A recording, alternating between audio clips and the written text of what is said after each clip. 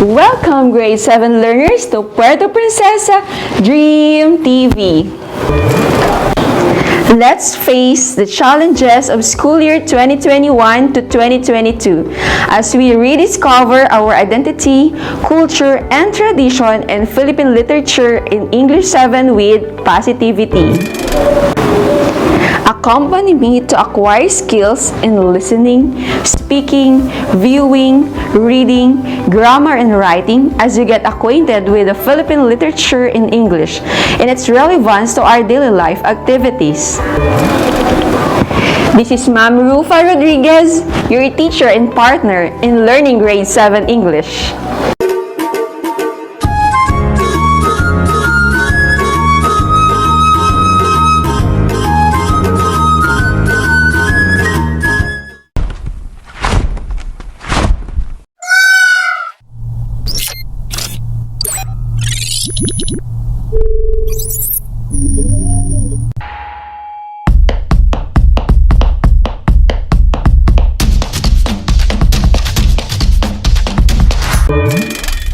At the end of this video, you are expected to be skilled in the following. Supply other words or expressions that complete an analogy. First, determine the relationships between words in analogies. And second, supply appropriate word or word pair to complete an analogy. Now that you know the objectives of the lesson, kindly bring out your notebook and pen. Directions. Read and understand each item carefully. Write the letter of your best answer on your notebook. Are you ready? That's great! We have 5 numbers for let's try, and you will be given 3 seconds to answer each item. 1. What is the relationship shown in this diagram? Right is to left, as stay is to live. A. Antonym. B. Degree. C. Synonym. D. Type is to category.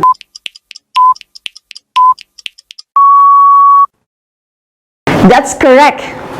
The relationship between the word pairs is antonym, and that's letter A. Next number. In the ends in the grasshopper, where the end is to industrious, as a grasshopper is to idle. The type of analogy is blank. A. Characteristic. B. Object is to function. C. Symbol. D. Type is a category.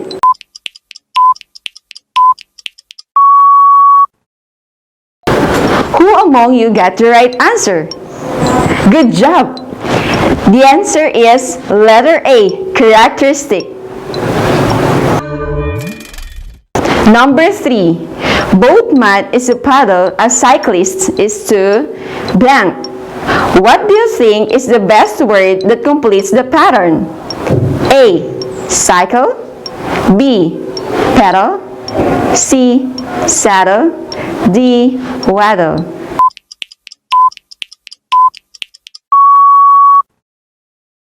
And the correct answer is letter B. You're doing good, guys. Number 4. If you save, you have something to blank. The word that will complete this proverb is blank. A.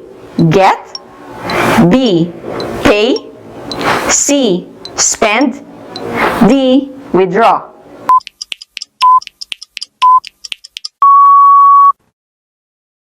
Awesome!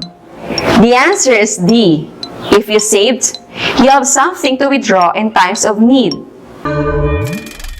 For the last number, supply the missing pair that has the same relationship with the first set. Balabak is to mouse deer, as blank is to blank. Your options are A. Sea cow is to mammals. B. Endangered species is to save. C. Puerto Princesa is to peacock. D. Bird is to Nara.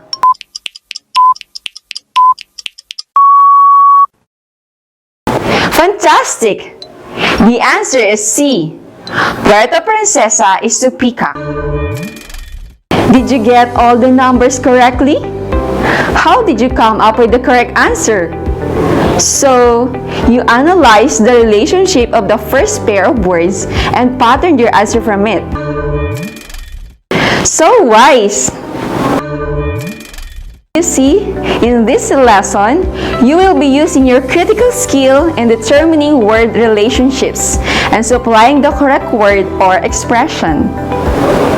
For those who got 2 and below, don't worry, because that's what we're going to do.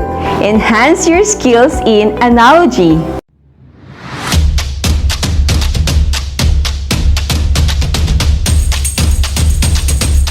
So now, what is analogy? Analogy is the Greek word analogia, where the prefix ana means upon, again, or back, and the suffix logos means ratio, word, or speech. Together, the words pertain to proportion or a comparison of two otherwise unlike things based on resemblance of a particular aspect. Can you supply the word that will complete this pattern? 2 is to 6 as 3 is to blank. As you can see, 6 is 2 times 3. Therefore, 3 by 3 is equal to 9. Another example, glasses to reading as pen is to blank. You get it right! Glasses are used for reading while a pen is used for writing. How did you come up with your answer? Exactly! You determine the connection or the relationship of the first 2 words, which is an object to its function. Analogy covers different subjects, but we will be focusing on word or verbal analogy. Verbal analogy illustrates a relationship that exists between 2 unlike words. For example, sentence is to paragraph as line is to stanza.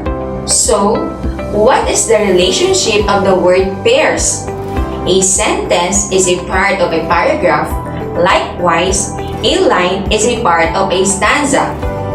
Therefore, the relationship between the 2 pairs of words is part to whole. It could be written in sentence form, but it is commonly expressed in its shortened form, where the pair of words are separated by a colon and the 2 sets with double colon. Let's study the various types of analogy. First, we have synonyms. They are words that have the same meaning. Example, the words delighted and euphoric are pertaining to being overjoyed, while ancient and old mean archaic. Antonyms, pair of words that are opposite in meaning. Example, fast is to slow, as shallow is to deep. Antonyms are words that are opposite in meaning. Example, fast is the opposite of slow, as shallow is the opposite of deep. Symbol, pair of words in which one word is the symbol of the other. Example, dove is to peace. A symbol represents something. For example, the white dove is a symbol for peace. Type is a category, pair of words in which one word is a specific type and a general category. Example, lemon is to citrus. Type is to category are pair of words in which one word is a specific type and a general category.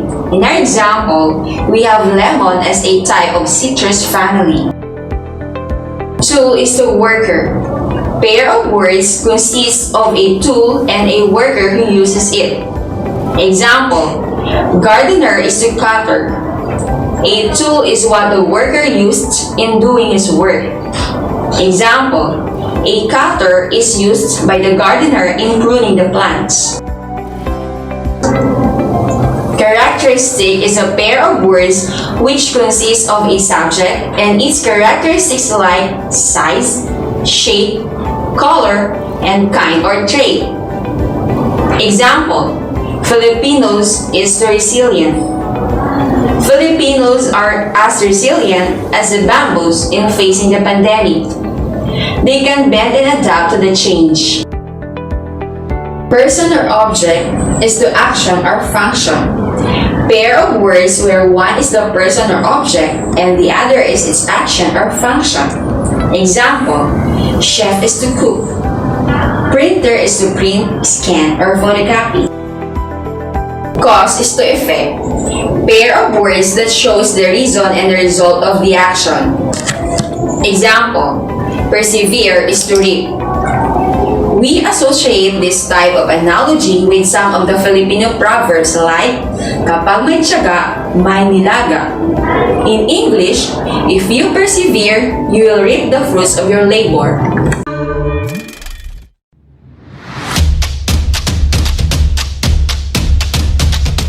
Grade 7 learners, to fully engage yourselves in this lesson, let's practice your skill in determining word connection. Directions. Write the relationship expressed by the paired words inside the triangle. Choose the answer from the box and write them on your notebook. You have 3 seconds to answer each question. Example, front is to back as near is to far. What is the relationship between the paired words? Antonyms or synonyms? That's right, antonyms. The diagram tells us that front is to back as near is to far are antonyms. Are you ready? 1. Eyeglasses is to reader as crutches is to lame. What is the relationship between the paired words? Person is to action or tool is to worker?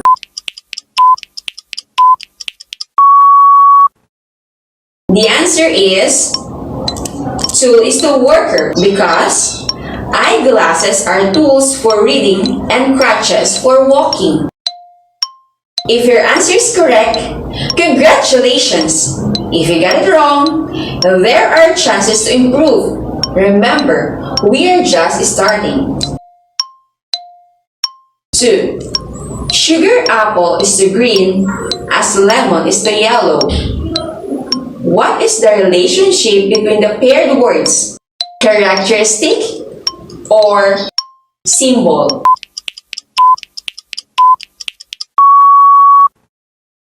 The answer is characteristic because green and yellow are describing the colors of the fruits mentioned. Well done if you got it right. 3. Virus spread is to pandemic as plastic pollution is to flooding. What is the relationship between the paired words? Cause is to effect or object is to function?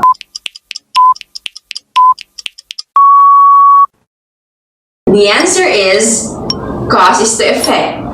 The pandemic is caused by the spread of the virus, while flooding is caused by plastic pollution. So, mind your trash. Excellent! You are getting better. Congratulations, learners! Give yourself a round of applause. Did you get everything right? That's good, because our next task is more challenging than before. We're going to test your skill in verbal analogy.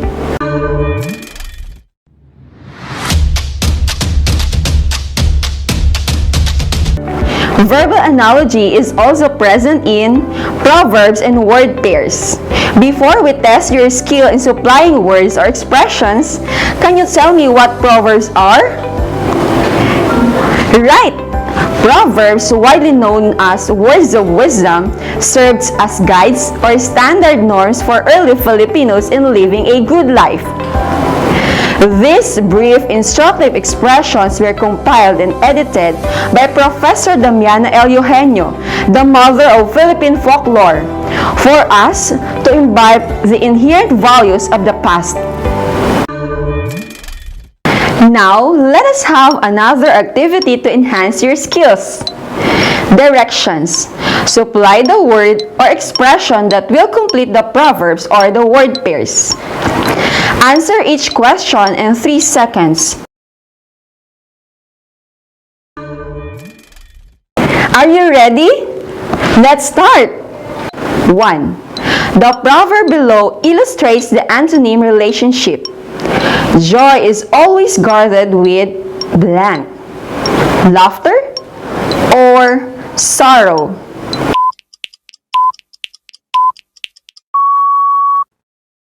The correct answer is sorrow, for this is the opposite of joy that is part of life. You got it right. 2. What is the missing word in this analogy?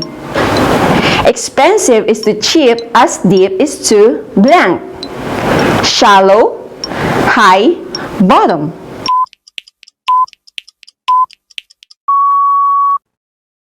The correct answer is shallow, because it's the opposite of deep. That's right. 3. The wedding dance is the short story. What is the missing pair in this analogy? Biyag ni Lamang is to epic, fiction is to fable, Tungkong Langit and Alonsina is to deity.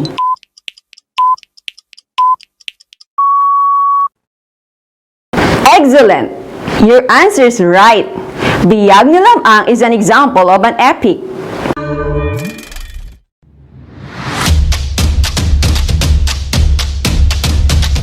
So, what are your takeaways in today's episode? An analogy illustrates similar relationship between two different objects, ideas, or words. A double colon separates the two sets of words. Common types of verbal analogy are synonyms, antonyms, symbol, type is a category, tool is a worker, characteristic, cause is to effect, person is to action, and object is to function.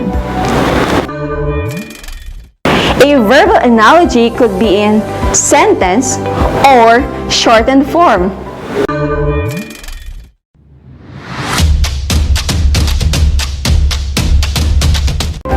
Now that you have mastered how to determine the relationships between words and analogies, and how to supply words that are connected, let us have a short quiz. Your task is to read each item carefully and write the letter of the correct answer on your notebook. You are given 3 seconds to answer each question. 1. A verbal analogy illustrates a common relationship between words or word pairs. What is the relationship shown in this diagram? A. Antonyms. B. Degree. C. Synonyms. D. Type is to category.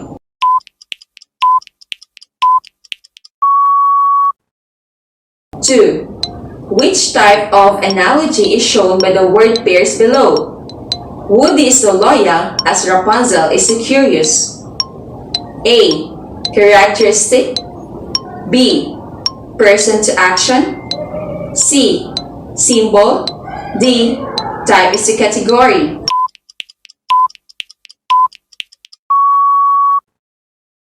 Three. The pain of the finger is felt by blank.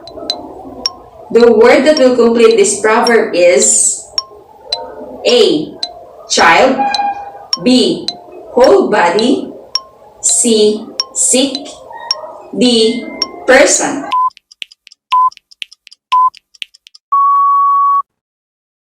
Four. Kidney is to filter as brain is to blank. A. Power. B. Digest. C. See. D. Store.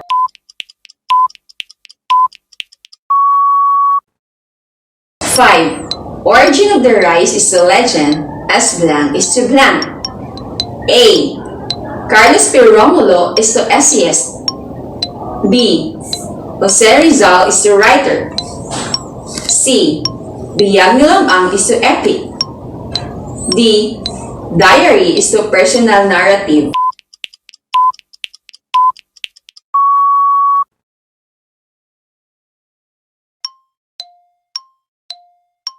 This time, let's check your answers. 1. The answer is C, because mild and gentle are synonymous with each other, as well as cruel and harsh. 2. The answer is A, because loyal and curious are words that describe the characters Woody and Rapunzel. 3. The answer is B, because a finger is part of the whole body. 4. The answer is D, because the function of the kidney is to filter body waste, while the function of the brain is to store information or memories. 5. The answer is C, because the origin of the rice is an example of a legend, as Biyag Nilamang is an example of an epic. It has a type is a category relationship. How's your score? If you perform well, congratulations!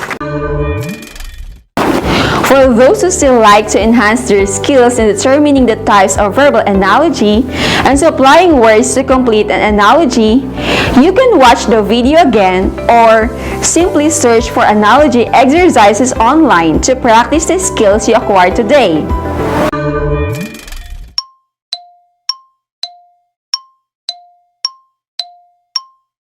For your assignment, answer this 5-item test on your notebook. Simply write the letter of your answer for each number. If you have Android or smartphones, you can take a picture so you don't need to copy it.